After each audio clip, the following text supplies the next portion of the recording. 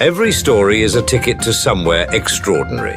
No need to pack a bag, just settle in and let the words transport you.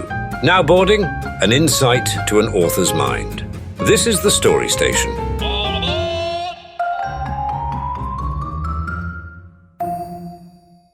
Anthony Butler is the author of The Raven Chronicles, and you said you have 2 published, one in the editing stage, and then 1 being written. Yes. Wow, that is quite the project. That's super exciting. Thank you.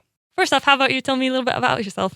Okay. Again, I'm Anthony Butler, an author, and as was mentioned, I've published 2 novels. I've got 1 in editing that may be published within the next 2 or 3 weeks.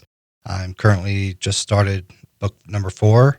For this series, I plan 6 books, but if I get done with the 6th one, I still have ideas, I'll certainly continue it. So before we started, you're telling me a little bit about why you write. Yes, I've always had the dream to write. When I was a kid, probably somewhere around 11 or 12, I wrote a couple of chapters, and it was pretty bad. It was about a boy. He got in trouble, and basically him finding his way out of that trouble, and nothing horrible, just, his brother got stuck in a cave or something like that, so he had to go get help. And then the reason they were there is because they lied to their parents about going to the cave. And so, like I said, I got 2 chapters written, and for whatever reason, I don't remember, I just stopped. And I just recently discovered those pages in an old box that I had stored. And so that kind of brought back some memories. And then in my 20s, I decided to try to write some poetry. And while I've been told that it's pretty good, every time I read it, I cringe. So it's kind of stayed on the shelf and kind of out of sight. But it was when my father died in 2005. And that December, that Christmas, there was an Alabama Christmas song, I think it's off their 2nd album, that talked about writing a novel. And it might have been someone else besides Alabama, but there was a song at the time that talked about tragedy and how he wished he would have wrote this and done that. And it really got me thinking. And so I didn't have any story ideas at the time. And so I just kind of floated through, I'd come up with an idea. I was like, no, I don't like that. And it took, 20 years, no, about 15, 17 years before I found a story idea that I liked. And so I just started putting pieces together, and eventually The Raven Chronicles was formed. The character Raven is loosely based off of Mara Jade from the old Star Wars Expanded Universe books, the Timothy Zahn Heir to the Empire series. Outside of the original 3, Luke, Han, Leia, and Vader, of course. But Mara Jade is one of my favorite characters. And so I loosely base it off of her, kind of her mannerisms and so forth. And so from there, I just kind of pieced together everything else. Inspiration can come from anywhere, really, from other excellent works of art like Star Wars. I love Star Wars, so Me too. That's wonderful. So tell me a little bit more about the Raven Chronicles. Okay, Raven's a bounty hunter, and she's in a medieval fantasy setting. And so she goes kingdom to kingdom, gets contracts, brings in bounties. She's really good at her job. She's got great instincts, and she's just always figured that she just was born with great instincts. And so she goes to should be just a standard job, and she brings the bounty back to the kingdom, and she discovers that things aren't quite right in the kingdom, and then everything just goes bad. And she's forced to flee, and she winds up hiding out in the forest, and she stumbles across this woman, and she tells her basically that she has magic. And of course, she doesn't believe her. There's other spoilers I won't reveal, but from that point on, she's in denial. She doesn't believe that she has magic, but she's on the run from the kingdom, and then things kind of snowball, and her magic comes out of her. She kind of discovers that, yeah, I do have it, but she can't control it. And so it's just her story of trying to deal with learning that she has magic while everything else around her kind of closes in. and she befriends people along the way, and they kind of help her out. That's basically the basic premise for it without giving away too many spoilers.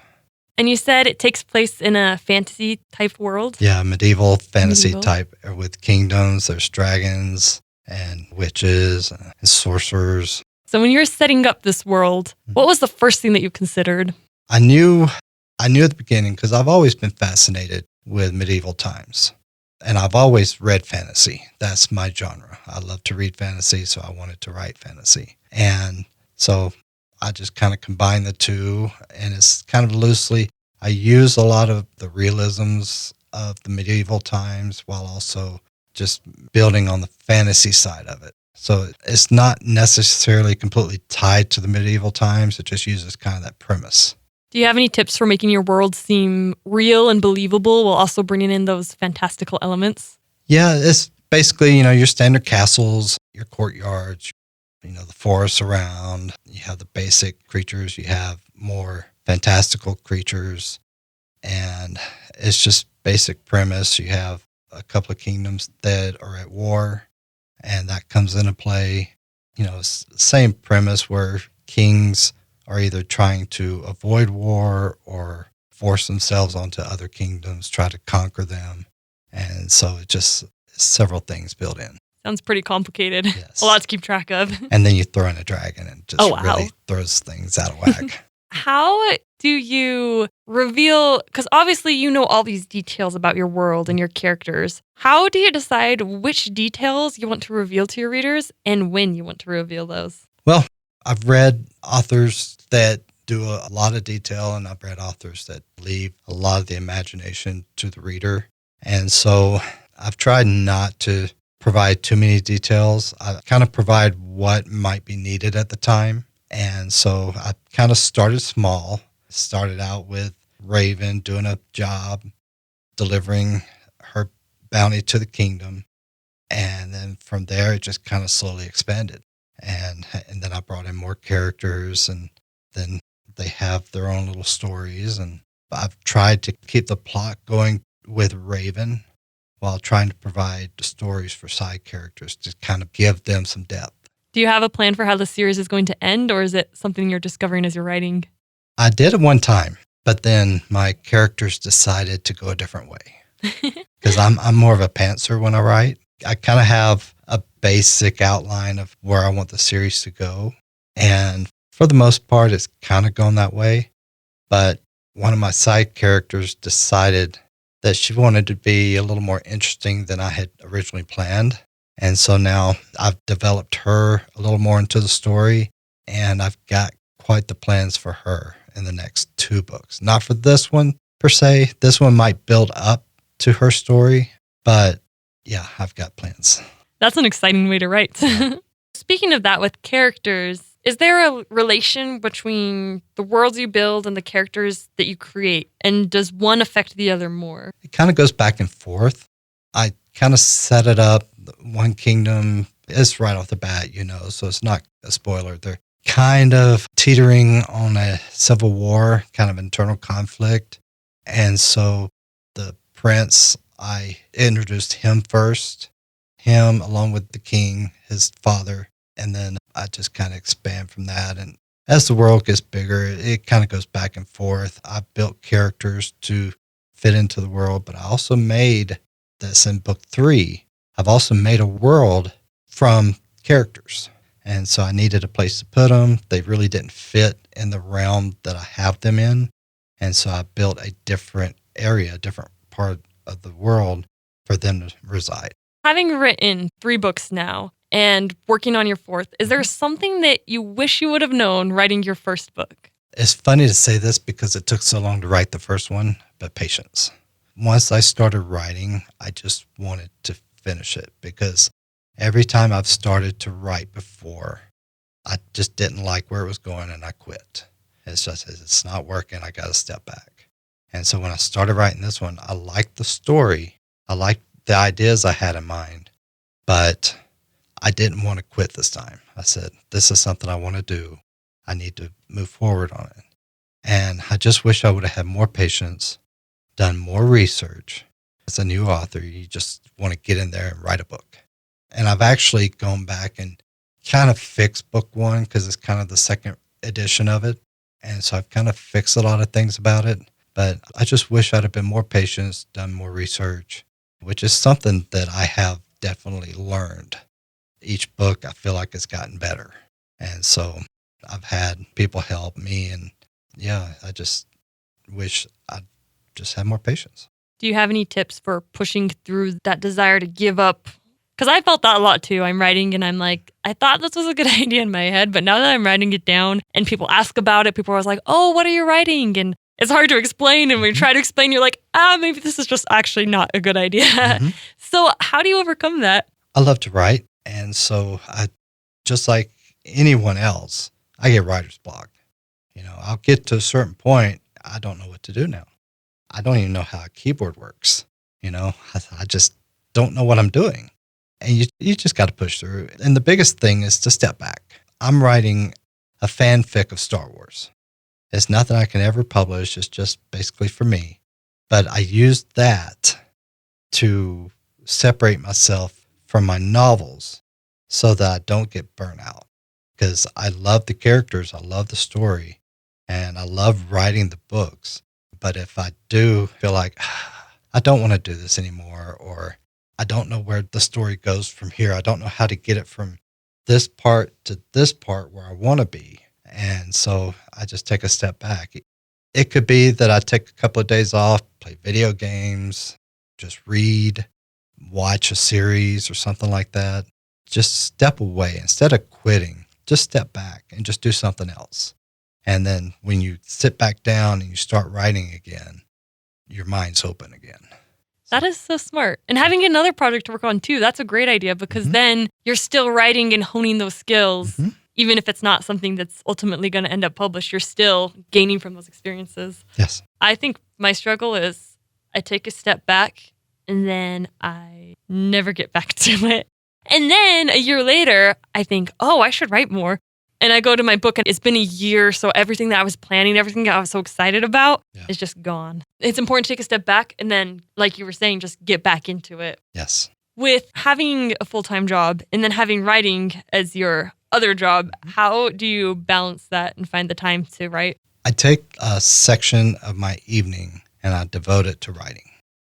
I go into a room, I'm by myself and no distractions. Most of the time, I have music on in the background.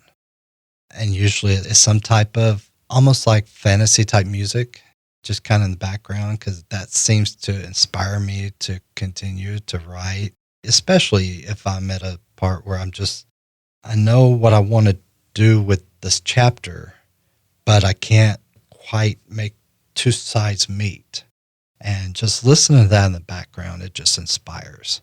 And so usually before bed, I take a block of time, an hour, hour and a half. Sometimes I can squeak out 2 hours, and I devote that to writing. I like that. Music can be another really good inspiration. Did you bring a chapter of your book to read today?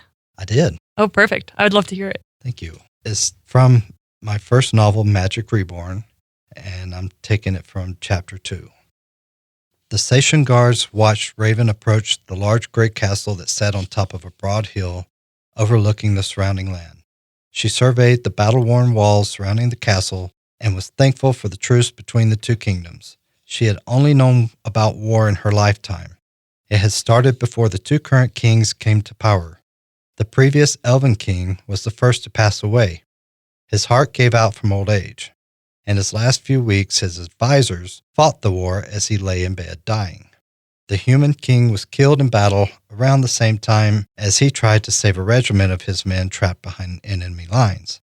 The king had taken a dozen of his best warriors in a surprise attack, but were overwhelmed as the elves had reinforcements nearby. They knew the king's bold reputation and suspected he would try to free his men. Many thought this might be the end of the war, but decades-long hostilities prevented any type of ceasefire. King Warwick of Satia was the first to attempt to end the war. Both kings agreed that war between the kingdoms must end, as the hatred their fathers had toward each other died with them. They also knew their people were tired of war, but hard feelings still existed between the two kingdoms. That would take a long time to mend, but Warwick and Rhys knew they had to try. The ceasefire gave them a chance to rebuild the villages while an unofficial treaty was being drawn up by King Warwick. He would then submit it to King Rhys for his input. Hopefully, the two sides could come to an agreement that would benefit both sides. Villages and farmland had become battlefields, and food supplies were low. The Elven people were more resourceful, but they were also beginning to feel the effects of their war-torn lands. They were grateful for the truce, but Seisha was divided, especially among the nobles. Many thought the new king was weak for being the first to reach out to their enemy. Raven understood Seisha was teetering on a civil war. She hoped she could deliver the prisoner and leave with her payment without incident. As she approached the gates, she waved at the guards while strolling with Shadow into the courtyard with the elf in front. A couple of guards within the courtyard approached her and stared for a moment at the elf and then turned their attention to Raven. They told her they would take the prisoner and she could see Lord Cameron regarding payment. Raven shook her head. I am under strict orders by King Warwick to deliver this prisoner to him personally. The king is busy at the moment and asked us to hold the prisoner until he becomes available. Then I will wait until he's no longer busy. She pulled a scroll from a pouch tied around her waist. This scroll states that under no circumstances am I to leave the prisoner with anyone except him. Unless you have a scroll that states otherwise, you will move aside and allow me to take my horse to the stables, and then my guest and I can wait in the tavern until I receive word that the king is ready to see me. The guards looked at each other and grumbled, but they waved Raven on. They glared at her until she was out of sight. A third guard nodded at the other two and followed behind them. Raven glanced back and noted the third guard following them. She also noticed his hand on the hilt of his sword. Raven looked at the elf and then back at the guard. She knew tensions were high, but this just seemed over the top. The elf looked back at her with a worried look. They mean to separate us. If they can get me away from you and out of sight, they will kill me. They do not want me delivered to the king. Well, what they want and get are two different things. Either you're delivered directly to King Warwick or we leave here together. I would rather make enemies of the ones scheming against the king than to make an enemy of the king himself. Raven secured Shadow in the stables and dropped a gold coin in the stable boy's hand with unspoken understanding to care for her horse. The boy's eyes lit up and nodded at Raven, and she returned a smile. She then escorted the elf to the tavern. As they were about to enter, the two original guards approached, along with someone dressed a bit more formally. We just received word that the king is now available, and we shall take you to him. Really? That quick, huh? Word got to him that the prisoner was here, so he cut his meeting short. How convenient. Do you dare call us liars, bounty hunter? Not at all. Just lucky for me is all. I thought I was going to have a long wait ahead of me. Sir Tustin here will escort you both up to the king's chambers. Raven felt a sudden burning sensation run through her, but she kept her composure. Thank you, is all she said, and nodded to Sir Tustin to lead her to King Warwick. Two different guards approached as they neared the castle door. Raven realized what might be happening. There's no need for you two to tag along. This elf's not going anywhere. She looked at the elf. We came to an understanding. Sorry, miss, king's orders. We will join you, just in case. Well, if the king insists, who am I to argue? Come on, elf. King awaits. The elf whispered back. I wouldn't count on it. Raven rolled her eyes and nudged him in front of her as the guards led them into the castle. Through the main entrance, a cavernous room with marble floors and colorful tapestries greeted them. Along the walls, paintings hung with golden frames of previous kings, queens, and famous nobility. King Warwick's painting hung in the center of all as the reigning king. The room's ceilings easily rose at least 2 levels and was quite breathtaking. She noticed the elf had temporarily forgotten his fate and admired the artistic look of the entrance. A little different from Palia, huh? The elf shook out of his awe to look back at Raven. It's beautiful, but a little extravagant. Palia tries to give a more modest appearance. Agreed, it is a bit much for my taste, but it is insightful to see how others live, is it not?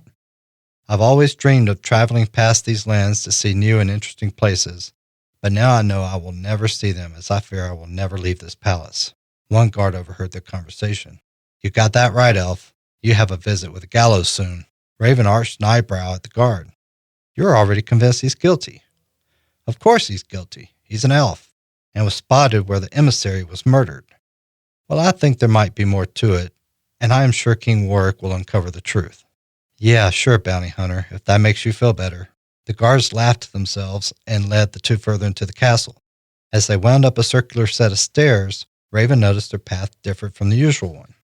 I thought King's Work's chamber was in a different part of the castle. That's his main chamber. Where we're going is more private. He wished not to be disturbed when he meets with you. Ah, I see. Makes sense. Raven watched the elf. He was looking around nervously, and she could see he was fidgeting with his hands. None of this made any sense. Assassins weren't this scared when caught.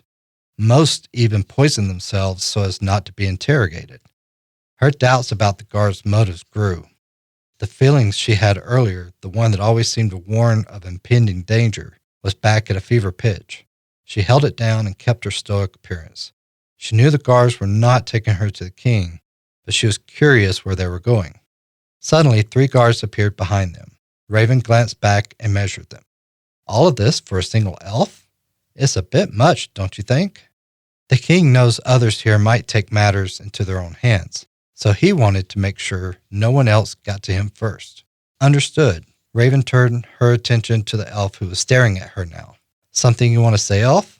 He just shook his head, and the guard directly behind him gave the elf a shove.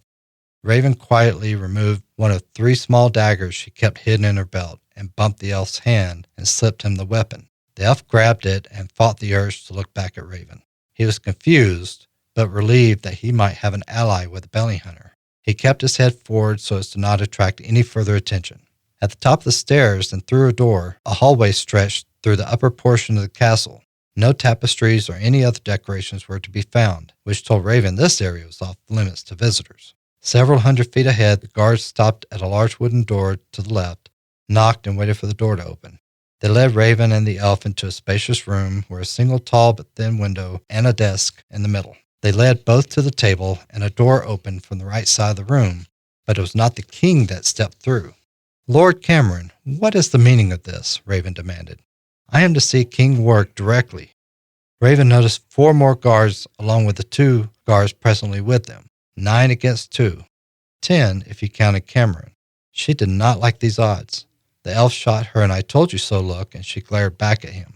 Ah, Raven, so good to see you again, as always. My apologies, as the king is tied up with another important meeting and cannot be disturbed. I assure you, I am aware of your deal with him, and he wants the prisoner handed over to me.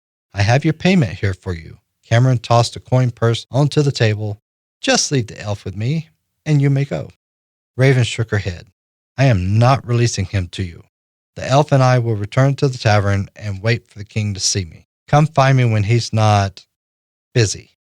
Raven turned to leave, but the guard stepped in front of the door to block her exit. Raven turned and shot him with an icy glare. Cameron sat down at the desk and looked at the elf and then turned his attention to Raven. After a moment, he leaned toward her. I don't think you understand, bounty hunter. You will release this elf to me by order of King Work, or else you will be arrested. Raven laughed. Arrested? I have it here in my scroll that I'm to deliver him to the king, and under no circumstances am I to do otherwise. Cameron simply smiled at Raven and leaned back in his chair. No, I think you will release him to me. Did you really think the king would ever see this elf alive? Look around, Raven. You are outnumbered, and these are elite guards behind me. Had you just handed him over, you could have walked out of here a wealthier woman. But now you won't be walking out of here at all. Guards, kill them. Raven quickly looked at the elf and in a quick swipe slashed the rope that bound his hands with a dagger that she had snuck out during the back and forth with Cameron. I hope for our sakes you can fight, elf. The elf nodded and ducked as the sword came about his head. Raven turned and threw the dagger at one guard, and it landed right in his eye socket. The guard screamed, and Raven turned her attention to the next one. The elf made his way to the edge of the room to draw some attackers away from Raven. As 2 guards moved to attack him, he dodged their swords with ease and sliced one of the knight's wrists, causing him to drop his sword. The elf caught it in midair and turned around and landed a blow to the back of the other knight as he readied his sword for another attack.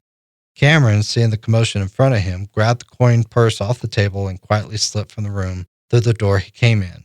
He glanced over his shoulder and watched for a moment before ducking out as Raven had taken some serious cuts but had drawn her sword and was holding her own. She had already disposed of the 2 guards and was now engaging 4 others. The elf used his quickness to overwhelm his attackers. He made his way to the door, opened it, and yelled for Raven to follow. She swung her sword at the remaining guards, turned, and ran down the hall following the elf. They could hear shouting behind them, but they made it to the stairs and started running down as fast as they could. They were much quicker than the armored guards and reached the bottom and burst into the main area and then raced to the doors. Before the guards nearby knew what was happening, the elf and the bounty hunter were already out of the castle and headed toward the stables. Raven didn't have time to saddle her horse. She just reached for the elf's hand and pulled him up behind her. "Hold on. How are we going to get through the gate?" "By force if we have to." Shadow, on her own, took off galloping as soon as they were seated, sensing urgency from Raven. They rushed out of the stables and toward the gate. The guards looked confused and didn't know what was going on. That gave Raven the moment she needed. She nudged Shadow to go faster, and the horse obliged. By the time the guards chasing them reached the courtyard, Raven and the elf were already at the gate. The guards yelled in vain for the gate to be closed, but by the time they heard the order, the bounty hunter and elf were free beyond the wall. The horse continued galloping until they reached the forest at the bottom of the hill and then slowed to a trot.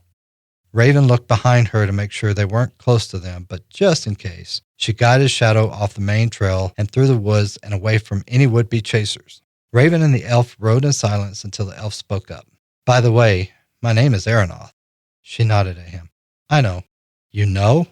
Then why call me elf if you knew my name? It helps in my line of work not to get close to my prisoners." "Is that what I still am? A prisoner?" "Yes. No. Maybe. I don't know, to be honest. Give me some time to think it over. Don't try to escape either. My mood is not one to trifle right now." "I won't. I'm just glad we made it out of there alive." "Yeah, me too." Aeronoth noticed Raven's blood-soaked shirt. "Are you okay?" Raven looked down at her shirt and just shrugged. "I've been in worse shape." "Worse than this? Have you ever considered a new line of work then?" Raven wiped her brow with her sleeve and sighed. For a moment she said nothing, as if lost in thought. She then turned her head back to him and finally answered, "After this, I probably won't have a choice." What a setup. Wow. Thank you. Raven's an intriguing character. She's this bounty hunter, but also very noble and honorable. Mhm. And I'm very interested to know more about her. That's really Thank you. cool. I appreciate it. Is it ever difficult to write about a female main character? In a way it is. I try to do justice. I know the tropes that come involved with writing female characters, and I tried to avoid a lot of it. Obviously, she's not a damsel in distress. She can hold her own, but she's also has a humanity about her. You hear a lot of times about characters where they can do no wrong and they're always winning. Their characters really one-sided. They have no depth. And I tried to give her depth. I try to make her human. She has problems. She has troubles. But again, she's not waiting for someone to rescue her. She thinks she doesn't need anyone. She's a bounty hunter. She's a solitary individual, so she doesn't depend on anyone. And so I just tried to do her justice. Thank you so much for coming. It's so cool to talk to the author and get to ask those questions and see the behind the scenes. Again, thank you for having me. I sure appreciate being here. Thank you for traveling with us. Next stop, your work of art. Poetry, fiction, creative non-fiction, you name it. Email us at storystation@riverbendmediagroup.com. Submission guidelines are not shy. They can be found in the podcast description. The Story Station, hosted by Emma, is a production of Riverbend Media Group.